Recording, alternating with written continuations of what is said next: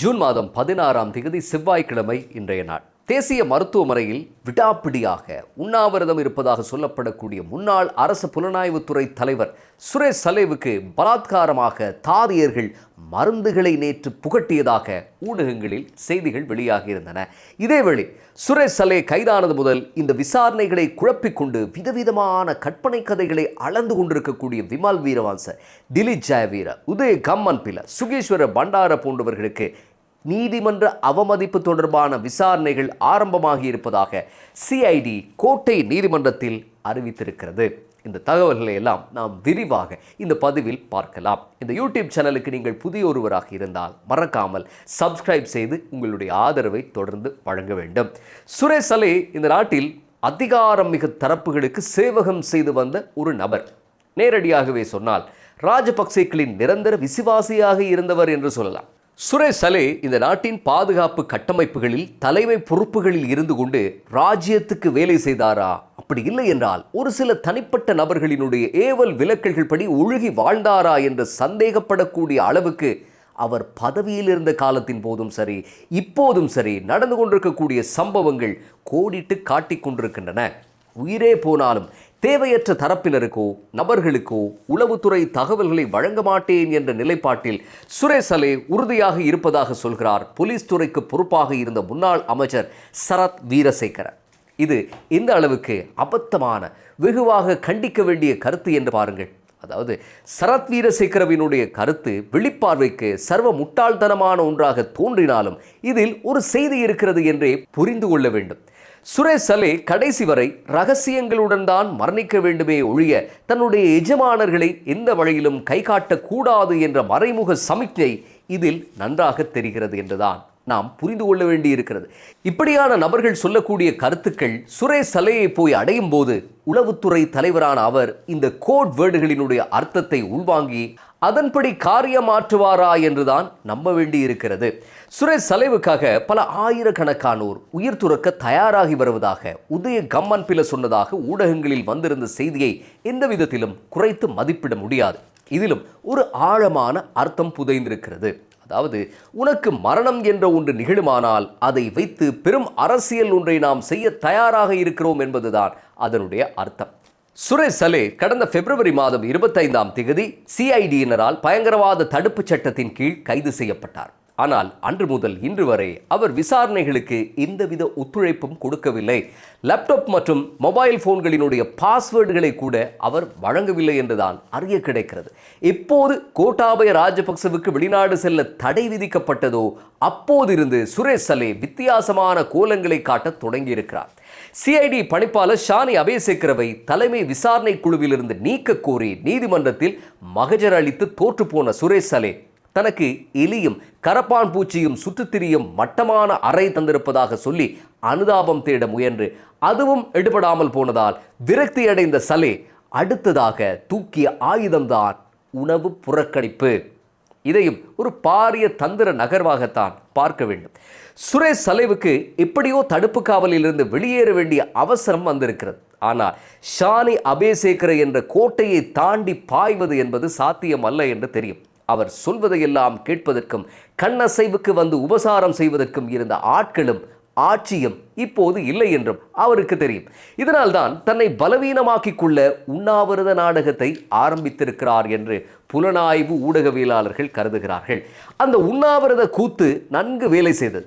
சாப்பிடாமல் இருந்ததால் உடலில் உள்ள சர்க்கரை அளவு குறைந்தது. தேசிய மருத்துவமனைக்கு மாற்றப்பட்டார். முதலில் ஐசியூவில் அனுமதிக்கப்பட்டவர் சாமானிய வார்டில் இருக்கிறார். இப்போது கூட அவர் எதுவும் சாப்பிடுவதில்லை என்கிறார் அவருடைய மனைவி. அதாவது அவருக்கு எதிரான விசாரணை குழுவின் தலைமை பதவியிலிருந்து ஷானி அபேசேகரவை நீக்கும் வரை அவர் இன்றைக்கும் சாப்பிடப் போவதில்லை. பயங்கரவாத தடை சட்டத்தில் கைதான ஒரு நபருக்கு இப்படியான துன்ப துயரங்கள் ஏற்படும் என்று நமக்கெல்லாம் தெரியும். சிலர் வருடக்கணக்கில் எந்தவித விசாரணைகளும் இன்றி அடைத்து வைக்கப்பட்டிருப்பார்கள். அவர்கள் எதை சாப்பிடுகிறார்கள், எதை அருந்துகிறார்கள் என்ற எந்த விவரமும் ஊடகங்களில் வருவதில்லை.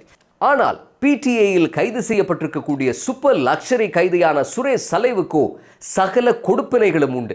சத்தான உணவு, மருந்துகள், வாரத்துக்கு ஒரு தடவை சட்டத்தரணிகளுடனான சந்திப்பு, மனைவியையும் பிள்ளையும் சந்திக்கும் தாராள அனுமதி என்பவற்றோடு வாரத்துக்கு ஒரு தடவை அவருடைய உடல் மற்றும் உளவியல் நிலைமைகள் பற்றி நீதிமன்றத்திலும் தெரிவிக்கப்படுகிறது. இதை பார்க்கும்போது சுரேஷ் சலே பிடிஏவில் தான் கைதானாரா என்று சந்தேகமாக இருக்கும் எனக்கும் உங்களுக்கும்.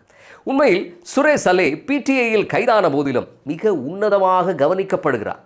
இலங்கை சரித்திரத்தை எடுத்து பார்த்தால் பிடிஏ சட்டம் மிக கண்ணியமாக பிரயோகிக்கப்பட்ட ஒரே நபராக சுரேஷ் சலே தான் இருக்க வேண்டும். இப்படியெல்லாம் இருக்கும்போது தான் சுரேஷ் சலேவின் மனைவி ஊர் உலகம் எல்லாம் போய் தன்னுடைய கணவனை பற்றி புலம்பிக் கொண்டிருக்கிறார். கண்டி அஸ்கிரிய பீடத்துக்கு போய் வேண்டிக் கொண்டார். இதனைத் தொடர்ந்து அஸ்கிரிய பீடாதிபதி சுரேஷ் சலேவுக்கு தகுந்த நிவாரணத்தை வழங்குமாறு ஜனாதிபதிக்கு கடிதம் அனுப்பியிருக்கிறார். சுரேஷ் சலேவை கைது செய்வது என்பது சும்மா சைக்கிள் திருடனை தூக்கி கொண்டு வந்து சிறையில் போட்டு கும்மி அடிப்பது போன்ற ஒரு நிகழ்வு அல்ல. சுரேஷ் சலே யார்? அவர் எப்பேற்பட்ட நபர்? அவருடைய அதிகாரம் என்ன? அவர் எப்படியான பதவிகளை அலங்கரித்தார்? அவர் எப்படி ஈஸ்டர் பயங்கரத்துடன் சம்பந்தப்பட்ட நபர்களுடன் உறவு வைத்தார் என்று அத்தனையையும் ஒரு வருடத்துக்கு மேல் புலனாய்வு செய்த பிறகுதான் இந்த கைதே நடந்திருக்கிறது. அப்படி கைது செய்யப்பட்ட பிறகு சட்டம் தன்னுடைய கடமையை செய்து கொண்டிருக்கிறது. அதுவும் மிக மரியாதையாக செய்து கொண்டிருக்கிறது. இப்படி எல்லாம் இருக்கும்போது வாரத்தின் 5 நாட்களும் சுரேஷ் சலேவுக்கு தன்னுடைய சட்டத்தரணிகளை சந்திக்க அனுமதி வழங்க வேண்டும் என்று கேட்டு நின்றாராம் அவருடைய மனைவி. எத்தனையோ 100 அப்பாவி தமிழ் கைதிகள் பயங்கரவாத தடை சட்டத்தின் கீழ் ஆயுள் முழுவதும் பூசு சிறையில் வாடி ஜீவனை விட்டிருக்கிறார்கள். அவர்கள் யாருக்காவது இப்படி தினமும் சட்டத்தரணிகளை சந்திக்கும் பாக்கியம் கிட்டி இருக்கிறதா? தினமும் ஏன், மாதத்துக்கு ஒரு தடவை நிகழ்ந்தாலே அது பெரிய அதிசயம்தான். சுரேஷ் சலே தற்போது மருத்துவமனையில் இருப்பதால் இந்த நேரத்தில் அவருக்கு சட்ட ஆலோசனைகள் எதுவும் அவசியம் இல்லை என்றும் சட்டத்தரணியை அடிக்கடி சந்திப்பது என்பது அவருடைய ஆரோக்கியத்தையும் மன அமைதியையும் குலைத்து போட்டுவிடும் என்றும் காரணம் சொல்லி அந்த வேண்டுகோளை மறுத்துவிட்டாராம் சிஐடி பணிப்பாளர் ஷானி அபேசேகரர். சட்டத்தரணிக்கு ஏற்கனவே ஒவ்வொரு புதனும் சுரேஷ் சலேவை சந்திப்பதற்கான அனுமதி கொடுக்கப்பட்டிருக்கிறது. முன்பு வெள்ளிக்கிழமைகளில் மட்டும் சுரேஷ் சலேவினுடைய மனைவிக்கும் பிள்ளைக்கும் சலேவை சந்திக்கிறதுக்கான அனுமதி அளிக்கப்பட்டிருந்தது. இப்போது அதுவும் தினசரி காட்சிகளாக ஓடிக்கொண்டிருக்கின்றன.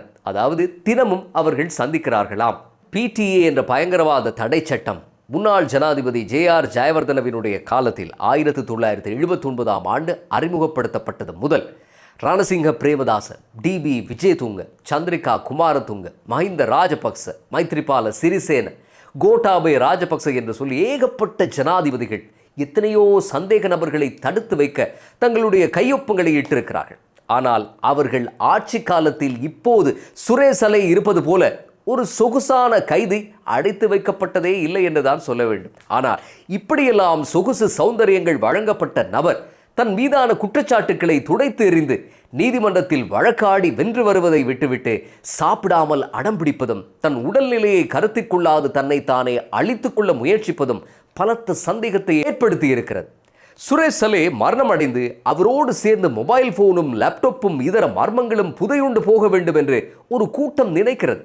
சுரேஷ் சலே கைதான நாளில் இருந்து அவர்கள் விதவிதமான கதைகளை சொல்லிக் கொண்டிருக்கிறார்கள். சுரேஷ் சலே தன்னுடைய லேப்டாப் மற்றும் மொபைல் போனில் கடவுச்சொற்களை வழங்க மறுத்ததுக்கு தயாசிரி ஜெயசேகர வினோதமான விளக்கம் ஒன்றை வழங்கியிருந்தார்.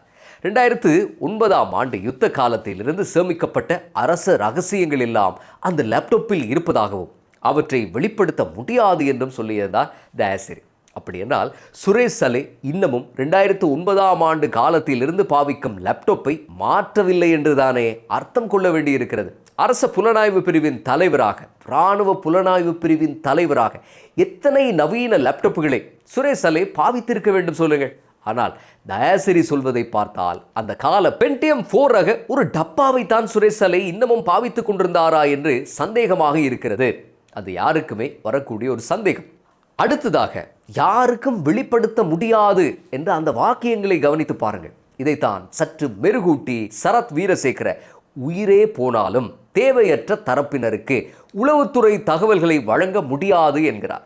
இங்கே பாஸ்வேர்டை கேட்டு நிற்பது காய்கறி கடை வியாபாரியோ, முட்டை விற்பவரோ, தேங்காய் விற்பவரோ அல்ல. இந்த நாட்டினுடைய தேசிய பாதுகாப்பு கட்டமைப்பை சிறப்பாக பேண தம்மை அர்ப்பணித்திருக்கக்கூடிய சிஐடி தான் கேட்டு நிற்கிறது. சுரேஷ் சலேவை யாராவது வெளிநாட்டு தீவிரவாத இயக்கங்களோ உள்ளூர் பாதாள குழுக்களோ கடத்தி கடவுச்சொற்களை கேட்டு மிரட்டி கொண்டிருந்தால் தயாசிரி போன்றவர்களும் சரத் வீரசேகர போன்றவர்களும் சொல்வதில் கொஞ்சமாவது நியாயம் இருந்திருக்கும். ஆனால் இங்கே சுரேஷ் சலேவிடம் இதை கேட்பது யார்? சிஐடி. சிஐடி இவர்களை பொறுத்தவரை தேவையற்ற நபர்கள் என்றால் தேவையான நபர்கள் யார்? ஆம், ஆரம்பத்திலேயே சொன்னது போல உண்மையில் சுரேஷ் சலே வேலை செய்தது இந்த தேசத்திற்கா அல்லது ராஜபக்சேக்களுக்கா? ஒருவேளை ராஜபக்ச குடும்பத்தினர் யாராவது வந்து அந்த பாஸ்வேர்டை கொடுத்து விடுங்கள் என்று சொல்லும் வரை அவர் காத்திருக்கிறாரா, அல்லது லேப்டாப்பையும் மொபைல் போனையும் திறந்து கொடுத்தால் நம்மால் அனுமானிக்கவே முடியாத மர்மங்கள் வந்து கொட்டுமா? எதற்குமே பதில் இல்லை. சுரேஷ் சலே இன்னமும் சேவையில் இருக்கக்கூடிய ஒரு அதிகாரியாக இருந்தால் விசாரணைகளில் இடையூறு ஏற்படும் என்று கடவுச்சொற்களை வழங்காமல் இருப்பதற்கு ஒரு நியாயமும் சொல்லலாம். ஆனால் அவர் ஒரு பென்ஷன் போன ஓய்வூதியம் பெற்றுக் கொண்டிருக்கக்கூடிய ஒரு நபர். அப்படிப்பட்ட நபர் ஏன் பாதுகாப்பு பிரிவினருக்கு லேப்டாப்பை வழங்க தயங்குகிறார் என்பது சற்று நெருடலாக இருக்கிறது. சுரேஷ் சலே நெட்ஃப்ளிக்ஸில் படம் பார்ப்பதற்கோ அல்லது வேறு சொந்த தேவைகளுக்கோ பயன்படுத்திய லேப்டாப்பை பற்றி சிஐடிக்கு அவசியமில்லை. ஆனால் இங்கே சொல்லப்படுபவைகளை பார்க்கும்போது சுரேஷ் சலே அரசு சேவையில் இருந்த காலத்தில் இருந்தே பாவித்த ஒரு லேப்டாப் தான் அது என்று தெளிவாகிறது. புலனாய்வு சேவையினுடைய தலைமை பதவியில் இருந்த ஒரு நபர் பணி ஓய்வு பெற்று செல்லும் போது தன்னிடம் இருக்கும் அரசுக்கு சொந்தமான அத்தனை சாதனங்களையும் வழங்கி தன்னிடம் இருக்கக்கூடிய ரகசியங்களையும் அடுத்ததாக தலைமை பொறுப்புக்கு வருபவருக்கு வழங்க வேண்டிய ஒரு கட்டாயம் இருக்கிறது. சுரேஷ் சலே அப்படி ஏதாவது வழங்கினாரா என்று தெரியாது. சாமானியர்கள் பயங்கரவாதத்துடன் சம்பந்தப்பட்ட குற்றச்சாட்டுகளோடு கைது செய்யப்பட்டால் கூட அவர்களுடைய போன் மற்றும் லேப்டாப்புகள் விசாரணை அதிகாரிகள் வசம் வந்துவிடும். அவர்கள் அதன் பின்னர் அதிகாரிகளுக்கு ஒத்துழைக்க வேண்டும். ஆனால் சுரேஷ் சலேயோ சட்டத்துக்கு அப்பாற்பட்டவராக இருக்கிறார். சுரேஷ் சலேவின் இந்த நாடகம் இன்னும் எத்தனை காலத்துக்கு தொடரப்போகிறது? பொறுத்திருந்து பார்ப்போம். மீண்டும் அடுத்த பதிவில் சந்திப்போம்.